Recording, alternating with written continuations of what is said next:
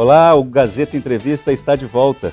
E agora, nesse terceiro bloco, tenho o prazer de conversar com Antônio Carlos Crispim, ele que é diácono aqui da nossa Igreja Católica, em Rio Branco, Acre, e vem falar um pouco com a gente sobre a campanha da fraternidade.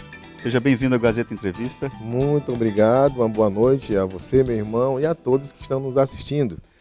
Bom, Crispim, eu queria de imediato assim, que você falasse, nós todos os anos a Igreja Católica adotou essa prática de dar uma leitura política a respeito de um determinado problema e lança a campanha da fraternidade.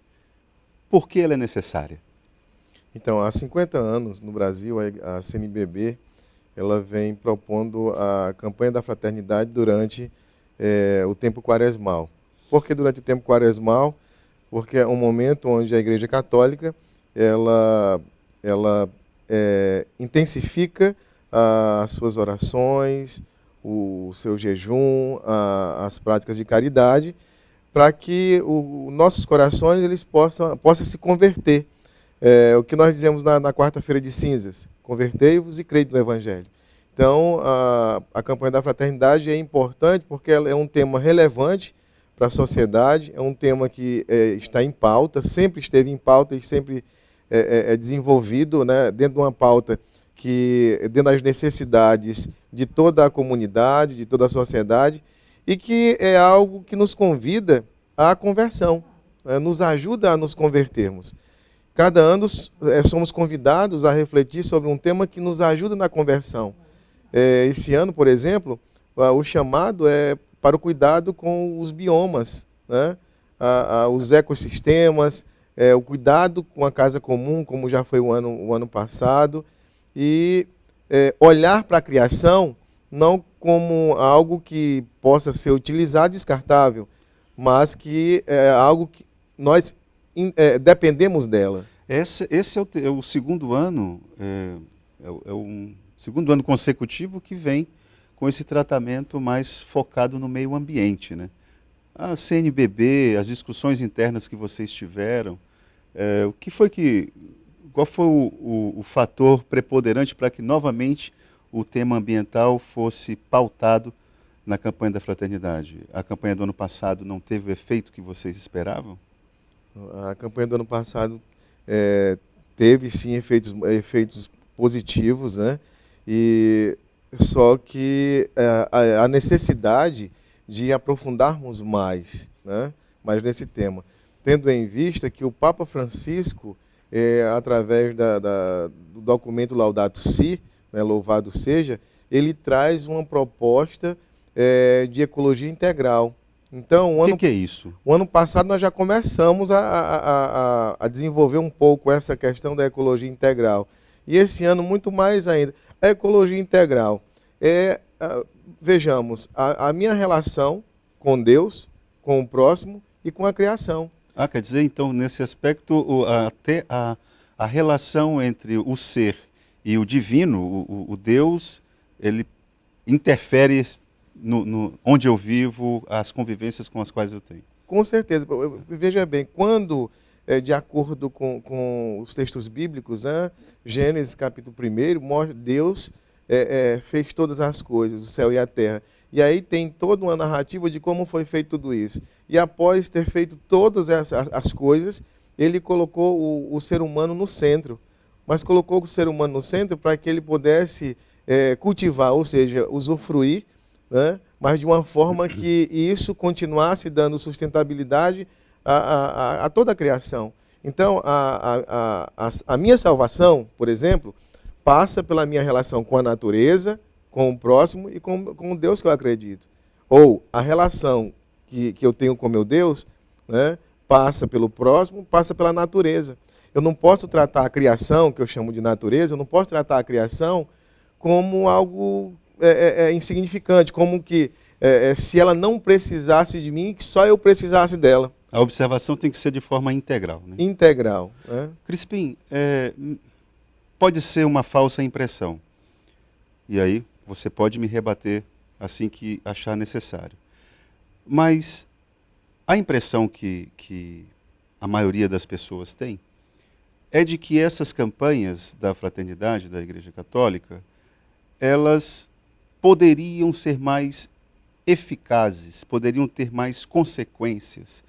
Aqui no Acre, por exemplo, reclama-se muito, observa-se muito, que a Igreja Católica deixou de ter uma postura mais política, mais pragmática. Pragmática no sentido de cobrar mais do poder público. A impressão que tem é que nos últimos 20 anos a Igreja Católica se anestesiou e ninguém entende muito bem o porquê, porque, na verdade, motivos para que a Igreja Católica grite, reclamando, exigindo, não faltam. Então, a campanha da fraternidade é uma espécie de grito sobre determinado tema. Com certeza. Agora, as lideranças da Igreja Católica, elas não poderiam ser mais cobradoras? Olha, a Igreja Católica, ela sempre foi uma igreja que esteve, está e estará mergulhada no meio do povo, né? E, acima de tudo, luta e lutará sempre em defesa da vida, e em defesa da vida dos mais necessitados. E a opção preferencial que nós fazemos é pelos pobres, né? E não somente pobres de condições financeiras, mas hoje nós temos pessoas que vivem uma crise existencial muito grande e têm milhões de reais, mas vivem uma crise existencial. Então a Igreja Católica, ela se preocupa no todo, né? Tanto com aquela pessoa que tem muito e aquela pessoa que não tem. Então, nós percebemos que os dias de hoje, os dias de hoje pedem uma igreja que seja uma igreja propositiva, não aquela igreja que foi necessária na ditadura militar, por exemplo. Foi necessária. Hoje, nós precisamos de uma igreja, claro que mais atuante, mais firme nas decisões, inclusive políticas, sociais, culturais, na sustentabilidade do ecossistema, mas nós, acima de tudo, temos a CNBB, que é a Conferência Nacional dos Bispos do Brasil, que orienta toda a postura que nós, católicos, devemos ter diante de várias situações. Então, nós acompanhamos o que colocam os nossos pastores. E os nossos pastores pedem uma igreja que seja participativa, que seja uma igreja inclusiva, que se preocupe com as causas sociais, que se preocupe com o meio ambiente, mas que não interfira, inclusive, no sentido mais direto, no que o poder constituído, que é o poder governamental, esteja fazendo, né? O Estado é laico, né? Nem por isso nós devemos virar as costas para o Estado, né? E nem por isso a gente tem que se meter também onde o Estado está fazendo. A forma que nós percebemos, a melhor forma que nós percebemos é fazermos a reflexão, é fazermos o estudo, né, como um tema como esse, e ajudar as pessoas a perceberem que defender a floresta, defender os rios, defender a criação de modo como Deus deixou, é defender a vida acima de tudo, né?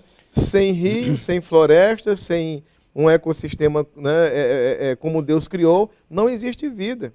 Crispim, nosso tempo já está se encerrando. Eu queria que você explicasse para o nosso telespectador de que forma as pessoas podem participar da campanha da fraternidade. O que tem que fazer? Então, cada paróquia, né, nós chamamos paróquia, é uma região geográfica e jurídica que compreende bairros, por exemplo. A paróquia, onde tem uma igrejinha. Isso, a paróquia Cristo Libertador, que fica ali na Estrada da Sobral, que congrega mais 8, 10 comunidades. Então, as pessoas que moram adjacência daquela sede paroquial devem procurar, quem não participa de uma comunidade já, deve procurar a paróquia e dizer, olha, eu gostaria de participar das atividades que é proposta pela campanha da fraternidade. Ele vai receber uma agenda, um calendário que vai dizer, olha, comunidade tal tem essa e essa atividade. Então, é preciso ele procurar, né? É preciso ele ir em busca. Quem já trabalha, quem já tem uma atividade na comunidade, já está participando das atividades da campanha da fraternidade, que são atividades de visita a escolas, de visita a associações de moradores, de fazer algumas atividades em torno de algumas áreas de preservação ambiental, por exemplo. Nós temos essa ideia também de conservação dos ecossistemas que ali existem, que ainda não foram mexidos. Envolver crianças Envolver, com certeza. As crianças são primordiais porque é a partir dali que toda a concepção, toda a mudança também vai acontecendo. Então, se a pessoa quer participar, ela acompanha o calendário da própria comunidade, né? A nossa equipe ela é uma equipe hoje de 8 pessoas e nós estamos à disposição. As paróquias podem ligar para a coordenação diocesana e pedir... É ali no Palácio do Bispo, né? Palácio do Bispo, onde nós chamamos de Palácio do Bispo, que é a Cúria Diocesana, né? Ao lado da Catedral. E aí pode fazer o contato, se alguma emissora de televisão, ou rádio, ou jornal escrito quiser fazer também, entre em contato com a Cúria Diocesana, que a gente pode estar participando. Então, dessa forma, durante os 40 dias, nós vamos estar realmente refletindo, né? Alguém pode dizer assim, mas já durante esses 40 dias do tempo quaresmal, vocês vão fazer que ação? A ação é essa.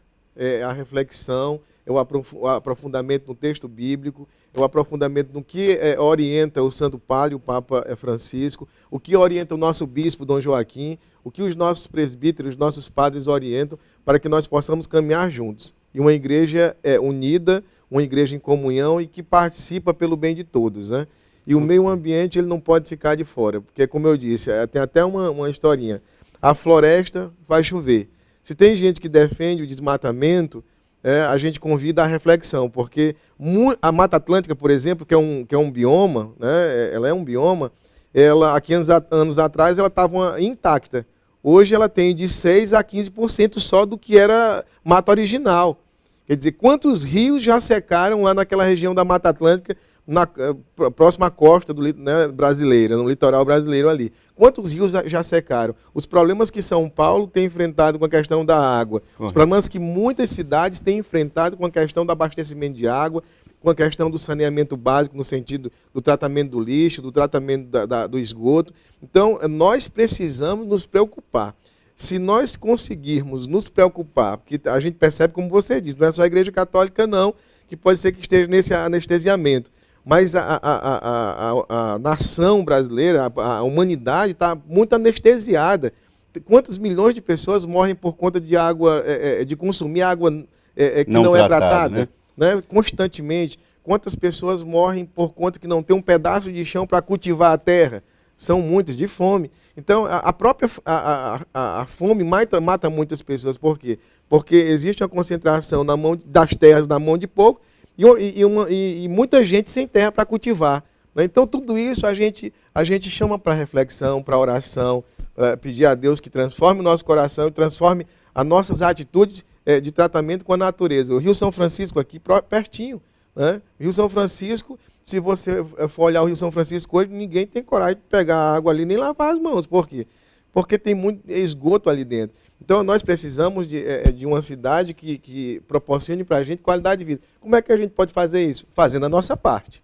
Correto. Fazendo a nossa parte. Chamar para fazer a nossa parte. O nosso quintal limpo, a frente da nossa casa limpa. Aí tem alguém que pode dizer, meu irmão, e o poder público? O poder público está fazendo a sua parte. Agora, nós, que somos a grande maioria, precisamos fazer a nossa também. Tem muita gente que já faz. Parabéns, são exemplos. Eu vou finalizando te dizendo o seguinte... Eu encontrei várias pessoas já nessa campanha. Finalize rápido que tá já nessa campanha, que ele mesmo faz a coleta de lixo de 3 ou 4 vizinhos para poder organizar. Então tem muita gente que já está tomando a iniciativa já. Obrigado, Crispim. Nosso tempo realmente esgotou. Foi um prazer recebê-lo. Nós aqui agradecemos. Esse terceiro bloco foi um oferecimento da Verágua, a água mineral dos acrianos. Até amanhã.